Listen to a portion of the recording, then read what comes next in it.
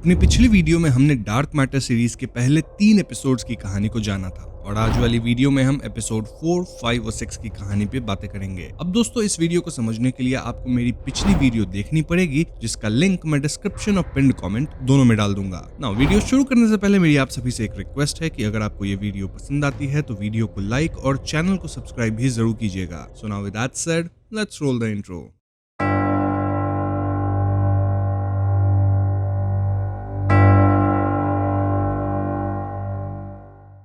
तो 4th episode का नाम है द कॉरिडोर और यहाँ कहानी ठीक वहीं से शुरू होती है जहाँ 3rd एपिसोड में खत्म हुई थी। यानी जेसन 1 अमांडा के साथ बॉक्स के अंदर वो ड्रग लेके गया जिससे ये लोग इन्फिनिटी कॉरिडोर में पहुंच चुके हैं। वहीं जेसन 2 को तुरंत मालूम पड़ा है कि पहली दुनिया वाली डैनियला को ट्विंस हुए थे जिसमें से मैक्स नामक बच्चा सरवाइव नहीं कर पाया था। तो 4th एपिसोड में हम दूसरी दुनिया वाले लेटिन को देखते हैं जो कि जेसन 1 और अमांडा के भाग जाने से बहुत गुस्सा था और इसलिए जब 3 मिनट बाद बॉक्स खुलता है तो वो भी बॉक्स के अंदर चला जाता है। अब ये बॉक्स कितना डेंजरस हो सकता है वो आपको तुरंत पता चलेगा, स्पेशली तब जब एक इंसान को बॉक्स ऑपरेट करना ना आता हो। एक और बात ये कि इन्हें रोकने के चक्कर में डॉन अपना हाथ बॉक्स डोर पे डाली थी जिससे उसकी उंगलियां अलग हो गई थी। वहीं बात अगर जेसन 1 और अमांडा की करे तो जिस इनफाइनाइट कॉरिडोर में ये लोग थे वहां इनफाइनाइट डोर्स थे जो कि एकदम इवनली स्पेस्ड आउट थे। थोड़ा सोच विचार के जेसन 1 फाइनली एक डोर ओपन करता है और ये दोनों किसी और दुनिया में आ जाते हैं। इन्हें यहाँ आसमान से ऐश यानी कि राख होता है ना, वो गिरता हुआ दिखता है और बिल्डिंग से बाहर जाने पे ये पाते हैं कि ये दुनिया ऑलमोस्ट खत्म है। जी हाँ दोस्तों, यहाँ बड़ी बड़ी बिल्डिंग्स तो थी लेकिन पूरे शहर पे एक जिंदा इंसान नहीं दिख रहा था।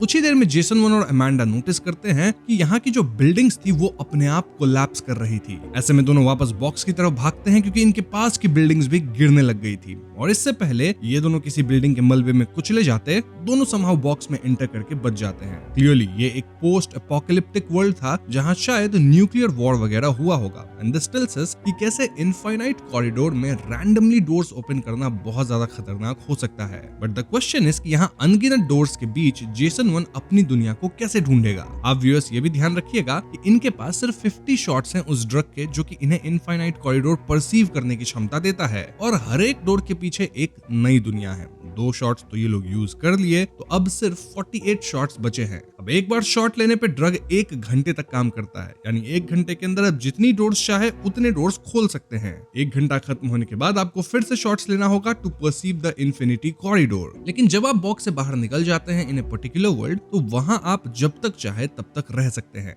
ऑल्सो जिस दुनिया में सैटेलाइट्स वगैरह हैं वहां इनका जो भी जीपीएस डिवाइस है वो परफेक्टली वर्क करता है और ये लोग हर नई दुनिया में एग्जैक्ट सेम लोकेशन पे आते हैं, जस्ट दैट हर एक दुनिया एक दूसरे से बिल्कुल अलग है। दूसरी तरफ हम पहली दुनिया में जेसन 2 को देखते हैं और वो कॉलेज में बच्चों के बिहेवियर से बहुत गुस्सा होता है, इतना कि वो क्लास में बॉटल फोड़ देता है और एकदम से अपना जॉब ही क्विट कर देता है। देखो जेसन 2 अपनी दुनिया में रईसी में रहता था और इस दुनिया में मिडिल क्लास लाइफ उसे जम नहीं रही थी, इसलिए ही वाज प्लानिंग कि वो कैसे भी तुरंत काफी पैसे बना लेगा ताकि उसे जॉब करने की जरूरत ना हो और डैनियला को भी आर्ट गैलरी में काम ना करना पड़े। Coming back to Jason 1 and Amanda, ये लोग वापस शॉट्स लेके एक नया डोर खोलते हैं जिसमें ये एक ऐसी दुनिया में था जहां सेम कोऑर्डिनेट्स पे सिर्फ पेड़ और जंगल वगैरह थे। जेसन 1 तुरंत डोर बंद करके दूसरा डोर ओपन करता है और इस दुनिया में ऐसा लगता है मानो सूरज पृथ्वी पे ही आ गया था। वहां एटमॉस्फेयर ही नहीं था। ये लोग तुरंत डोर बंद करते हैं। इससे अमांडा परेशान हो जाती है क्योंकि इन्हें सिर्फ बेकार दुनिया ही मिल रही थी और इस बॉक्स को ऑपरेट करने का कोई तो तरीका होगा जिससे ये लोग अपनी पसंद की एग्जैक्ट दुनिया में एंटर कर सकें। अब क्योंकि इन्हें खाना पानी चाहिए था तो ये दोनों अगेन एक डोर ओपन करते हैं जिसमें एक ऐसी दुनिया में आते हैं जहां सेम लोकेशन पे वेलोसिटी का लैब बना हुआ था, यानी इस दुनिया में शायद लोग होंगे और यहाँ खाना पानी तो मिल ही जाएगा। तभी एकदम से दोनों देखते हैं कि इस दुनिया में वो मोमेंट चल रहा है जब अमांडा और जेसन 1 बॉक्स के अंदर भागे थे, लेकिन यहाँ भागने के बजाय दोनों रुक जाते हैं सेइंग कि अमांडा की इसमें गलती नहीं है और भागने का प्लान जेसन का था। मतलब जेसन अमांडा को बचा रहा था सेइंग कि मैंने ही उसे इसके लिए फोर्स किया है। ये सुनते लेटिन की जो गार्ड डॉन थी वो इस दुनिया वाली अमांडा को खत्म कर देती है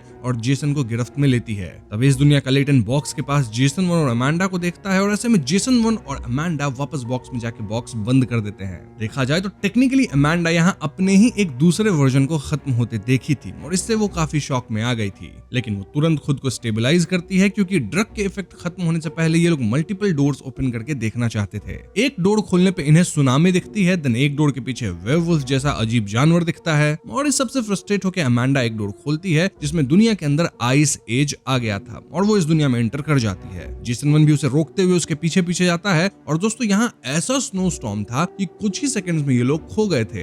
इन्हें दिख ही नहीं रहा था कि बॉक्स पीछे कहाँ रह गया है। साथ ही इनकी जो फुटप्रिंट्स बन रही थी आइस में वो भी स्नो से कवर हो गई थी। अब ऐसे मौसम में ठंड तो लगनी ही थी और अमांडा जल्द ही ठंड से गिर जाती है। फ्रॉस्ट बाइट जैसा कुछ होता है। जेसन वन उसे उठा के स्नो स्टॉर्म में आगे बढ़ता है और फाइनली उसे एक अबैंडन्ड घर दिखता है। जेसन वन अमांडा को इस घर में लेके जाता है और वहाँ माचिस वगैरह खोज के कैसे भी आग जलाता है। इस घर में खत्म पड़े जानवर थे एंड इट वाज क्लियर कि इस घर के ओनर्स तो कब का खत्म हो चुके होंगे। जेसन अमांडा को आग के पास गर्म करने के लिए रखता है और अगली सुबह जब थंडरस्टॉर्म रुकता है तो जेसन वन घर के बाहर जाके देखता है, नाउ पूरा एरिया सिर्फ बर्फ में जमा हुआ था। इनफैक्ट स्नो स्टॉर्म में उनका जो बॉक्स था वो भी दब गया था जिसे अब खोज पाना ऑलमोस्ट इम्पॉसिबल था। कमिंग टू जेसन 2, उसे जल्दी से ढेर सारा पैसा बनाना था और इसलिए वो पहली दुनिया का लेटन से मिलता है जो कि खानदानी अमीर है, लेकिन यहाँ वो लैब वगैरह नहीं चलाता, रादर अपनी लाइफ फुल टू जी रहा है। ये लेटन बस इन्वेस्टमेंट्स करता है और ऐसे भी उसके पास बहुत पैसा है तो कुछ करने की उसे जरूरत है नहीं। जेसन 2 पहली दुनिया के लेटन से कहता है कि वो एक प्रोजेक्ट पे काम कर रहा है जो कि अमेजिंग है और इसके लिए उसे लेटन से इन्वेस्टमेंट चाहिए। लेटन डायरेक्टली मना करता है, सेइंग कि मैंने ऑलरेडी कई इन्वेस्टमेंट्स कर दिए हैं तो अब कोई नया इन्वेस्टमेंट मैं करूंगा नहीं। ऐसे में जेसन 2 लेटन को अपने साथ चलने कहता है, सेइंग कि लेटन एक बार उसके प्रोजेक्ट को देख ले। सो यस, जेसन 2 लेटन को उस जगह पे लेके जाता है जहां पहली दुनिया में बॉक्स प्रेजेंट था। देन जेसन 2 और लेटन ड्रग लेते हैं और फिर बॉक्स के अंदर इन्फिनिटी कॉरिडोर को एक्सेस करते हैं। लेटन को समझ ही नहीं आता कि यहाँ हो क्या रहा है एंड फाइनली जेसन 2 से समझाता है कि ये बॉक्स इन्हें मल्टीवर्स का एक्सेस देता है। ये सुन के लेटन वो शॉक्ड क्योंकि ऐसी टेक तो दुनिया में किसी बिलियनर के पास भी नहीं होगी और इसकी मदद से लेटन लिटरली किसी भी दुनिया में जा सकता है। अब इससे पहले लेटन रैंडमली कोई डोर ओपन करता, जेसन 2 से रोकता है, सेइंग कि सही दुनिया में पहुंचने का एक खास तरीका है, यानी बॉक्स को ऑपरेट करने का एक वे है। वो क्या है ये आप व्यूअर्स को अभी तुरंत पता चलेगा। For now scene Jason one और अमांडा पे शिफ्ट होता है जो कि बर्फीली दुनिया में फंसे हैं और फाइनली अमांडा इतनी ठीक होती है कि वो अब चल फिर सकती है। अमांडा जेसन को बताती है कि ये दुनिया उसके लिए नाइटमेयर जैसा है क्योंकि बचपन में वो अपने पिता के साथ स्कीइंग करने जाती थी, यानी अर्जेंटीना में स्कीइंग करती थी और तब भी कभी कभी वहाँ स्नो स्टॉर्म्स आते थे। ऐसे मोमेंट्स में वो और उसके पिता लिटरली कार में बंद होकर किसी तरह वक्त गुजारते थे ताकि स्टॉर्म बंद हो जाए। और भले ये अच्छा पर्सनल फैमिली टाइम होता था, लेकिन ये जो स्नो स्टॉर्म का डर रहता था उससे अमांडा बहुत ज्यादा फ्रीक करती थी, डरती थी।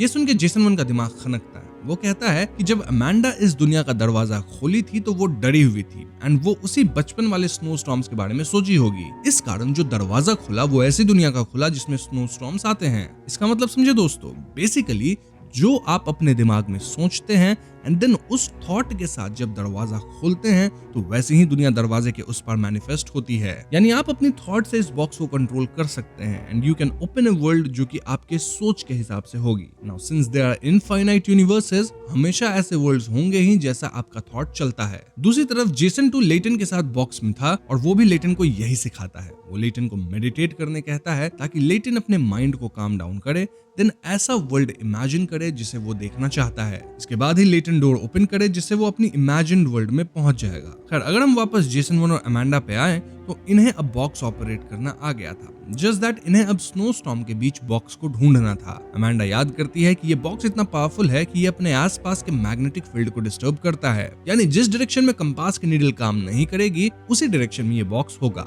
इस लॉ को फॉलो करते हुए जेसन वन और अमांडा एक खास स्पॉट पे पहुंचते हैं एंड देन वहां मेटल से स्नो में स्टैब करते हैं ताकि इन्हें अंदर बॉक्स फील हो सके। फाइनली इन्हें बॉक्स मिलता है, मतलब मेटल फील होता है और उस स्पॉट पे ये लोग सारा स्नो हटा देते हैं। यस, अंततः दोस्तों इन्हें बॉक्स मिल चुका है और ये लोग बॉक्स को अब ढंग से ऑपरेट भी कर पाएंगे। यहाँ से सीन पहली दुनिया में आती है जहाँ हम डैनियला को अपने खत्म हुए बच्चे मैक्स की फोटो देखते हुए पाते हैं। वो मैक्स के सामान को स्टोर करके रखी थी and she was very emotional today. क्यों?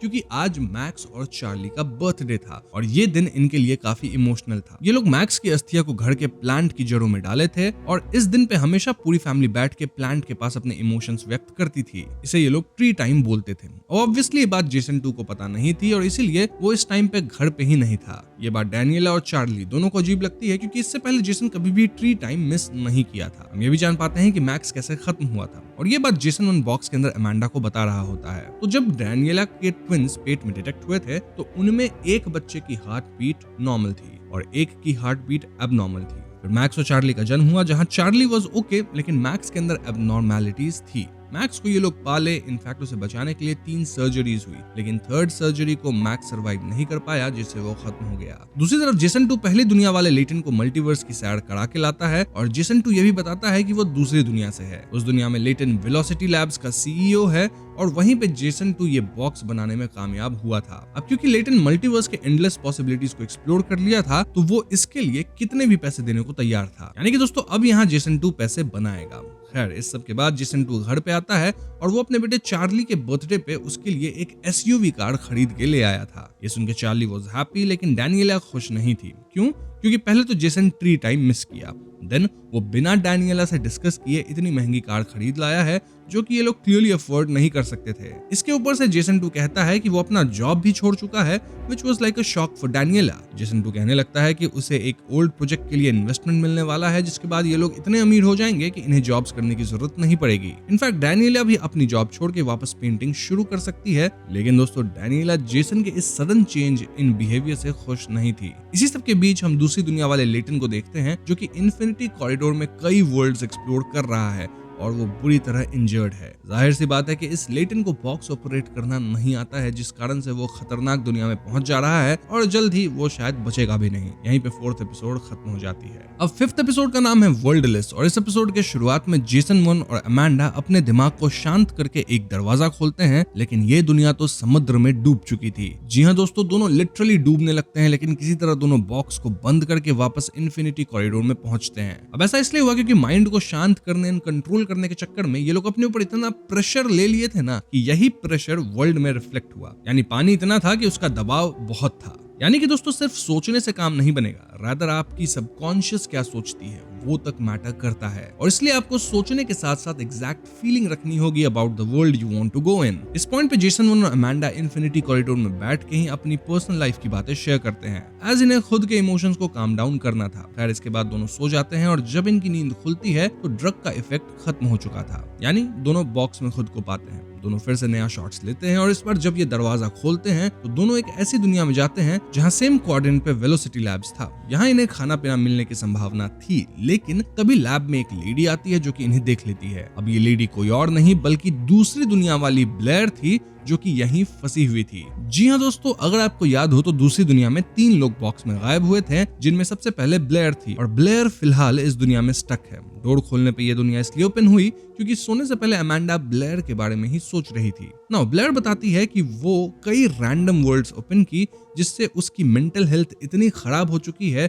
कि फाइनली वो इस दुनिया में ही सरवाइव कर रही है, यहीं पे स्टे कर गई है। ये दुनिया इनिशियली ठीक थी लेकिन फिर 1 साल पहले इस दुनिया में ब्लेयर की एक दूसरी वर्जन बॉक्स के थ्रू आई थी जो कि अपने साथ दूसरे दुनिया के कुछ बड़े बड़े इंसेक्ट्स लेके आ गई थी। ये इंसेक्ट्स कुछ ही पलों में रिप्रोड्यूस करके अपनी संख्या को बहुत ज्यादा बढ़ा लिए और ये ह्यूमंस तक को खा जाते हैं। इसका परिणाम ये हुआ कि इस दुनिया में ह्यूमैनिटी ऑलमोस्ट खत्म हो चुकी है और सिर्फ कुछ ही इंसान बचे हैं जो कि क्लोज्ड स्पेसेस में किसी तरह सरवाइव कर रहे हैं। उन सर्वाइवर्स में से ये ब्लेयर भी एक है जो कि इस फैसिलिटी में रह के समहाउ बची हुई है। ये ब्लेयर अमांडा वाली दूसरी दुनिया की है और ब्लेयर के पास अब भी कुछ ड्रग एम्प्यूल्स हैं, यानी वो चाहे तो वापस बॉक्स में ट्रैवल कर सकती है। But like I said before, अब तक उसकी मेंटल कंडीशन इतनी बिगड़ चुकी है कि वो बिना खुद के मेंटल हेल्थ को फिक्स किए वापस उस बॉक्स में कदम रखेगी ही नहीं। कि बॉक्स को ऑपरेट दिमाग से ही करना है और दिमाग ही जब सही स्टेट में ना हो तो आप ऐसा कर ही नहीं पाओगे। ये सुन के अमांडा खुद को ब्लेम करती है क्योंकि एज साइकियाट्रिस्ट उसे ब्लेयर को इतना स्ट्रॉन्ग बनाना था, इतना ट्रेन करना था कि ब्लेयर मल्टीवर्स के इफेक्ट को झेल सके। लेकिन ब्लेयर कहती है कि कोई भी मल्टीवर्स के इफेक्ट को झेल ही नहीं सकता। आई मीन ह्यूमन ब्रेन जो है वो इसके लिए डिजाइंड ही नहीं है। नाउ ब्लेयर ये भी कहती है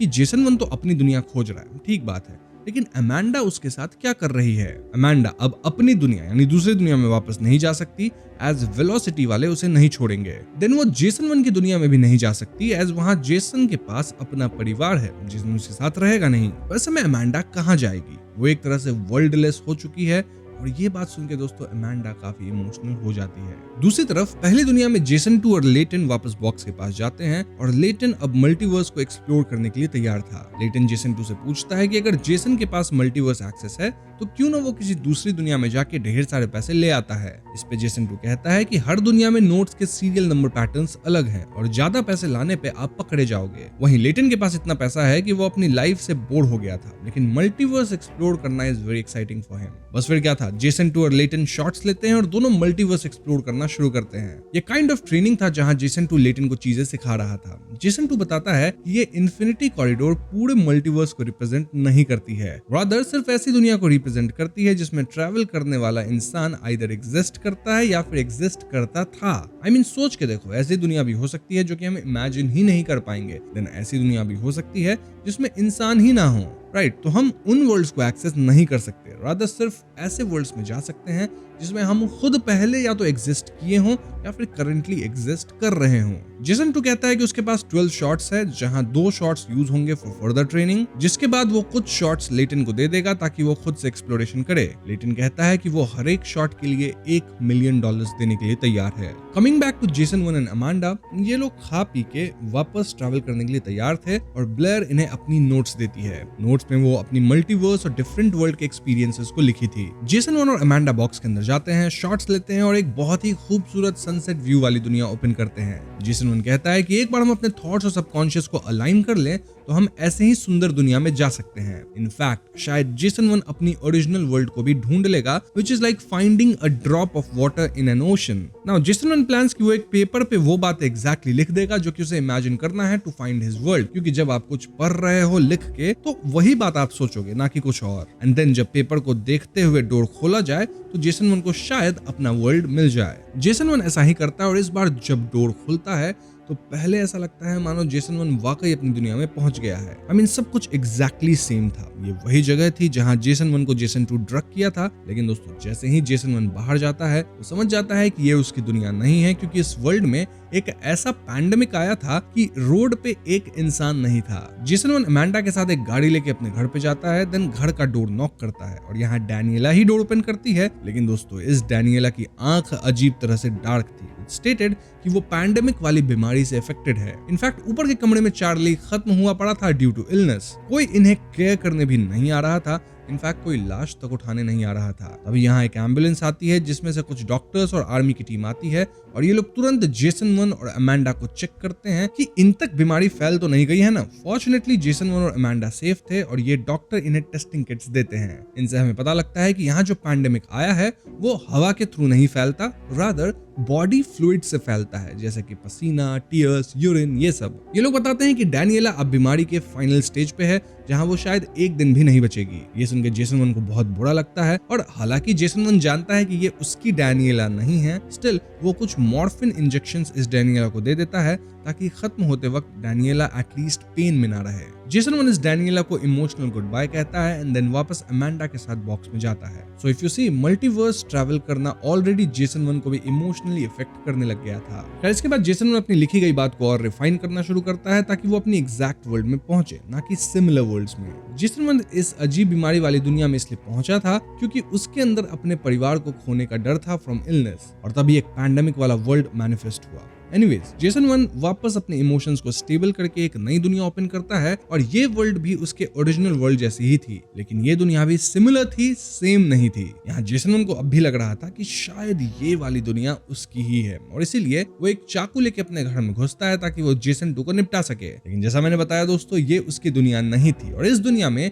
डैनियला और चार्ली थे, लेकिन इनका वाला जेसन जेल में था, यानी कि इनका डिवोर्स भी हो चुका है। इनका वाला जेसन जरूर कुछ गलत करता होगा अपनी फैमिली के साथ, जिस वजह से वो जेल में है। और इसीलिए जैसे ही डैनियला जेसन 1 को देखती है वो उसको चिल्ला के भागने बोलती है एंड देन वो पुलिस तक बुला देती है। इनफैक्ट चार्ली भी जेसन 1 पे हमला कर देता है, जिसके कारण जेसन 1 को भागना पड़ता है। अब क्योंकि पुलिस जेसन को ढूंढ रही थी तो अमांडा जेसन को अपने रिलेटिव के घर लेके जाती है इन दिस वर्ल्ड, ताकि यहाँ ये लोग रात सेफली गुजार सके। सरप्राइजिंगली इस दुनिया में अमांडा खत्म हो चुकी है और ऐसे में अमांडा की जो रिलेटिव थी वो उसे जिंदा देख के एकदम शॉक नहीं चली जाती है। अमांडा अपनी रिलेटिव को मेंटल इश्यूज वाली दवा खिलाती है और ये बोल के निकल जाती है कि मैं जिस आफ्टर वर्ल्ड में हूँ वहां मैं खुश हूँ। बेसिकली रिलेटिव जब नींद से उठेगी तो उन्हें लगेगा कि वो अमांडा का सपना देखी थी। नाउ जेसन वन और अमांडा उसकी ही कार लेके वापस बॉक्स पे जाते हैं ताकि जेसन वन की ओरिजिनल दुनिया को ढूंढा जा सके, जिसे हम पहली दुनिया भी कहते हैं, क्योंकि ये दुनिया भी इनके लिए ठीक नहीं थी। दूसरी तरफ जेसन वन पहली दुनिया में था जहां उसकी डैनियला के साथ रिलेशनशिप खराब हो रही थी। साथ ही जेसन 2 को और ड्रग शॉट्स का जुगाड़ करना था, क्योंकि पहली दुनिया का लेटन उसे एक शॉट के लिए $1 मिलियन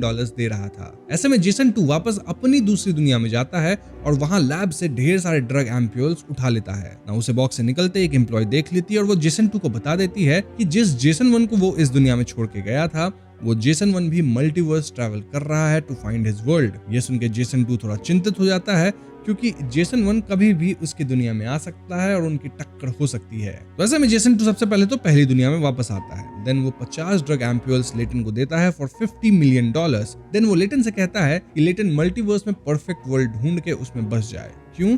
क्योंकि इस पहली दुनिया वाली बॉक्स को जेसन 2 सील करने का प्लान कर रहा है ताकि जेसन 1 कभी यहाँ तक ना आ सके। यहीं पे 5th एपिसोड खत्म हो जाती है। अब 6th एपिसोड का नाम है सुपर पोजीशन और इस एपिसोड के शुरुआत में हम पहली दुनिया का सीन देखते हैं जहाँ डैनियला कई सालों बाद वापस पेंटिंग शुरू कर दी है। जेसन 2 डैनियला की पेंटिंग की बड़ाई करता है, देन उसे अपना करंट जॉब छोड़ के पेंटिंग करने पे फोकस करने कहता है। जेसन 2 एड्स कि उसका डील पूरा हुआ एंड देन वो अपना बैंक बैलेंस दिखाता है, जो कि ऑफ कोर्स $50 मिलियन से ज्यादा होगा। डैनियला इससे खुश तो होती है क्योंकि ऑफ कोर्स इतना सारा पैसा मिला है, लेकिन वो कंफ्यूज्ड भी थी कि आखिर सब कुछ इतनी जल्दी हो कैसे रहा है। इसके बाद जेसन 2 चार्ली को स्केट पार्क छोड़ने जाता है जहां चार्ली की क्रश आने वाली थी और जेसन 2 उसे अपनी क्रश को अप्रोच करने के लिए इनकरेज करता है। नाउ यहाँ स्केट पार्क पे ड्रू नामक बंदा भी आया था जो कि चार्ली की क्रश को इम्प्रेस करने लग गया था और इससे चार्ली परेशान होता है। ऐसे में शाम में जब जेसन 2 चार्ली को पिक करने आता है तो चार्ली का मूड पूरी तरह से ऑफ था। चार्ली के मूड को अच्छा करने के लिए जेसन 2 उसे आइसक्रीम देता है, लेकिन दोस्तों जैसे ही चार्ली आइसक्रीम खाता है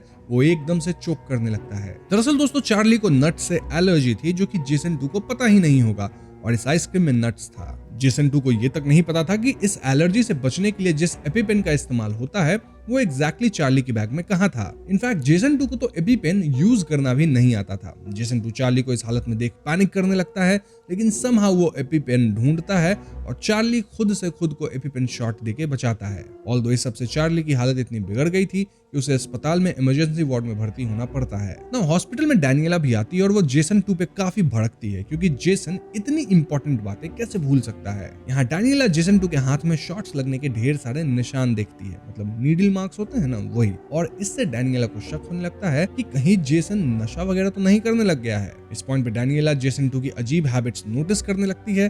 लाइक ओरिजिनल जेसन 1 कभी फ्लॉस नहीं करता था, लेकिन ये जेसन 2 रोज फ्लॉस करने लगा है। देन जेसन 2 सेक्सुअली कुछ ज्यादा ही एक्टिव है, जबकि जेसन 1 नॉर्मल था इन दिस रिगार्ड। वहीं अगर जेसन 1 की बात की जाए तो वो अमांडा के साथ अपनी वर्ल्ड को ढूंढने में लगा था, लेकिन हर बार वो सिमिलर सी दुनिया में ही पहुंचता था। इससे जेसन 1 फ्रस्ट्रेट होने लग गया था और अमांडा सजेस्ट करती है कि इन्हें बॉक्स में सोने के बजाय एक दिन किसी भी वर्ल्ड के होटल में आराम करना चाहिए। बस फिर क्या था, दोनों होटल्स लेते हैं, देन अच्छा फूड खाते हैं और थोड़ी बहुत बातचीत करते हैं। इनके बीच एक बात बहुत इंटरेस्टिंग थी, विच वाज कि एक इंसान के जो डिफरेंट वर्जन्स होते हैं वो एट द कोर सिमिलर होते हैं, लेकिन फिर उनकी लाइफ चॉइसेस एंड एक्सपीरियंसेस उन्हें अलग और यूनिक बनाती है। For example Jason 1 family man है, फिजिक्स पढ़ाता है, तो वो इनहेरेंटली एक अच्छा इंसान है। देन उसे अपने इमोशंस और एंगर पे कंट्रोल है। वहीं जेसन 2 सक्सेसफुल था तो वो बहुत रूड, एंग्री और इंटाइटल्ड था। इन बातों के बाद जेसन 1 और अमांडा डांस भी करते हैं, फाइनली होटल जाके सोते हैं। ऐसा लगता है मानो बेड पे दोनों इंटीमेट भी होंगे, लेकिन फिर दोनों बस हैंड होल्ड करके सोते हैं while talking about their worlds। वहीं दूसरी तरफ जेसन 2 पहली दुनिया में थोड़ा परेशान होने लगा था और ऐसे में वो थेरेपी लेने जाता है। थेरेपी इसीलिए क्योंकि रिसेंटली डैनियला और चार्ली उससे थोड़े डिस्टेंट होने लगे थे क्योंकि जेसन 2 ऐसे कांड ही कर रहा था। अब वो किससे थेरेपी लिया? वेल, इस पहले दुनिया की अमांडा से, जो कि यहाँ भी एक साइकियाट्रिस्ट है। जेसन 2 ऐसा इसलिए किया क्योंकि अपनी दुनिया वाली अमांडा को वो अच्छे से जानता था और इस पहली दुनिया की अमांडा उससे थोड़ी ही अलग होगी। इस थेरेपी सेशन के दौरान हम जेसन 2 के सोच को थोड़ा और समझ पाते हैं। जेसन 2 परफेक्शन में मानता है, जहाँ कुछ भी चूज करके अपने चॉइस के कॉन्सिक्वेंसेस को झेलना नहीं चाहता। लाइक अपनी दुनिया में वो करियर पे ध्यान दिया जिससे वो फेमस साइंटिस्ट बना, बहुत पैसे कमाया, लेकिन उसकी फैमिली लाइफ अच्छी नहीं रही। तो अब उसे फैमिली लाइफ अच्छी चाहिए थी, तो वो जेसन 1 की पहली दुनिया में आ गया। नाउ यहाँ की मीडियोकर लाइफ उसे पसंद नहीं आ रही, तो अब वो फैमिली के साथ साथ खुद को अमीर भी बनाना चाहता है, just like his own world. In short, Jason 2 को सब चाहिए और उसे अपने चॉइसेस के कॉन्सिक्वेंसेस को नहीं झेलना है। वैसे जेसन 2 प्लान कर रहा है कि वो डैनियला को आज एक बिग रोमांटिक सरप्राइज देगा ताकि उसका मूड अच्छा हो सके। दूसरी तरफ डैनियला पहली दुनिया वाली ब्लेयर से मिलती है, स्टेटिंग कि उसे अपने पति पे शक हो रहा है। वो बदल गया है, अब वो ज्यादा अच्छे से ड्रेस करता है, ज्यादा क्लीन रहता है, उसमें एक अननोन कॉन्फिडेंस दिखता है और वो छोटी छोटी चीजें तक भूल रहा है, like tree time, allergies and all.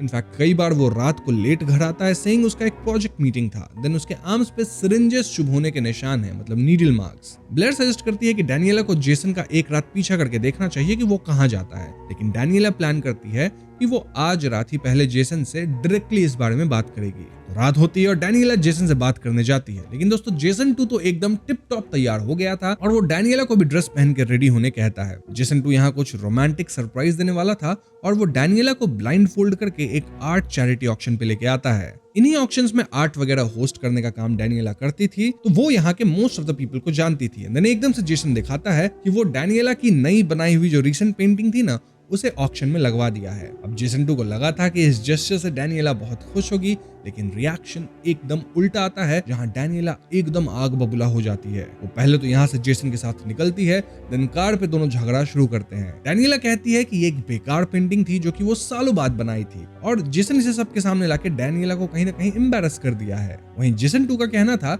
कि उसे ये पेंटिंग बहुत अच्छी लगी थी, इसीलिए वो पेंटिंग ऑक्शन में लेके गया। डैनियला कहती है कि एक तो पेंटिंग बुरी थी, देन नो मैटर जेसन को पेंटिंग कैसे भी लगी, ये पेंटिंग डैनियला की पर्सनल पेंटिंग थी जो कि उसे दुनिया को नहीं दिखाना था। लेकिन आजकल जेसन परिवार वालों की पूछता कहाँ है, उसे जो मन करता है वो करता है, और वो सिर्फ ये सोचता है कि वो कैसा दिख रहा है, उसके हिसाब से फैमिली कैसी दिखनी चाहिए एंड ऑल। इन शॉर्ट यहाँ अच्छा खासा झगड़ा होता है और डैनियला प्लान्स कि वो जेसन से नीडल मार्क्स के बारे में बात नहीं करेगी, रादर वो ब्लेयर के सजेशन को मानेगी, यानी कि वो जेसन को आज रात फॉलो करेगी टू सी कि आखिर वो जाता कहाँ है। सो यस, डैनियला जेसन 2 को फॉलो करती है और जेसन 2 यहाँ अपने उस सीक्रेट स्टोरेज यूनिट पे जाता है। जेसन 2 के जाने के बाद डैनियला किसी तरह जेसन के स्टोरेज यूनिट का डोर 1 इंच उठाती है, देन उसके अंदर हाथ डाल के देन एक मेटल स्टिक यूज करके 2 छोटे बॉटल्स निकाल पाती है। दोस्तों ये एक्चुअली उस ड्रग्स की शीशियां थी जो कि बॉक्स के अंदर यूज होता है, और डैनियला इन खाली बॉटल्स को लेके सीधा रायन के पास जाती है। वो रायन को इन बॉटल्स को चेक करने कहती है। आई मीन इसके अंदर जो लिक्विड की कुछ बूंदे होंगी ना, तो उसे रायन को एनालाइज करना है कि आखिर ये किस तरह का ड्रग्स है।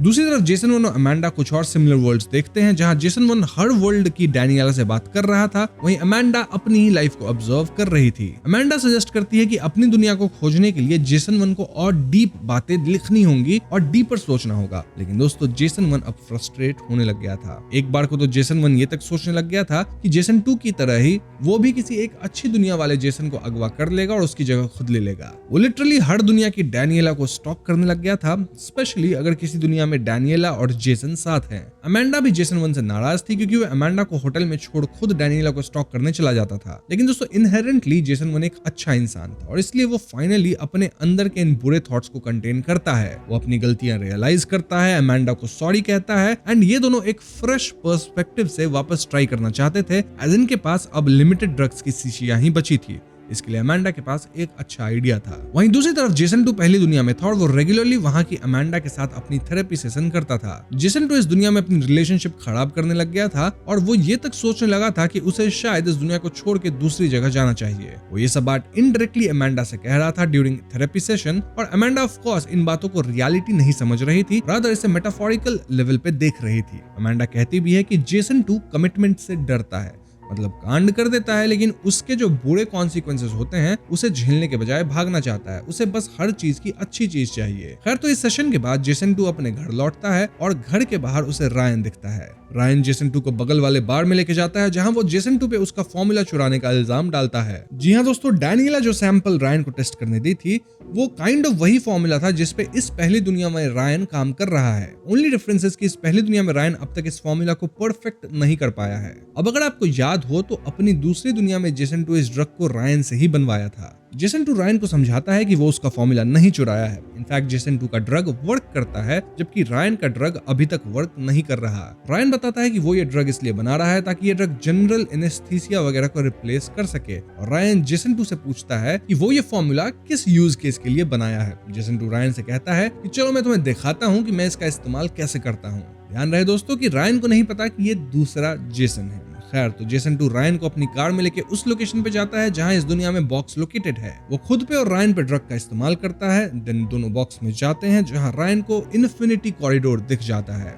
जेसन 2 रायन को समझाता है कि ये जगह क्या है और रायन ये सुन के बहुत एक्साइटेड हो जाता है। बेसिकली जेसन 2 कहता है कि इस मोमेंट पे रायन और वो सुपर पोजीशन में है। ये इन्फिनिटी कॉरिडोर बनता कैसे है? वेल, ये बॉक्स अपने आप infinite numbers of time repeat करती है जहां हर एक डोर एक दूसरी दुनिया को रिप्रेजेंट करता है। जेसन 2 यहाँ रायन को बॉक्स कंट्रोल करना भी सिखाता है और रायन अपने मन में एक खूबसूरत दुनिया इमेजिन करके एक डोर खोलता है। इस दुनिया में शिकागो के अंदर ही ऑरोरा लाइट्स थी which was very beautiful. Ryan इस खूबसूरती को देखने में मग्न था और तभी जेसन 2 कहता है कि अपनी फोन दो, मैं तुम्हारी फोटो लेता हूँ। अब रायन का फोन लेके जेसन 2 तुरंत बॉक्स की तरफ जाता है और बॉक्स का दरवाजा बंद कर लेता है। जी हाँ दोस्तों, यानी कि वो रायन को इसी दुनिया में छोड़ दिया और क्योंकि रायन के पास वो ड्रग नहीं है तो वो बॉक्स के अंदर इन्फिनिटी कॉरिडोर एक्सेस कर ही नहीं पाएगा। इन शॉर्ट जेसन 2 पहली दुनिया वाले रायन को किसी रैंडम दुनिया में छोड़ के वापस आ गया है। यहाँ जेसन 2 अपने साथ रायन का फोन भी लेके आ गया था और जैसे ही जेसन 2 वापस पहली दुनिया में आता है, रायन के फोन पे डैनियला का कॉल आता है।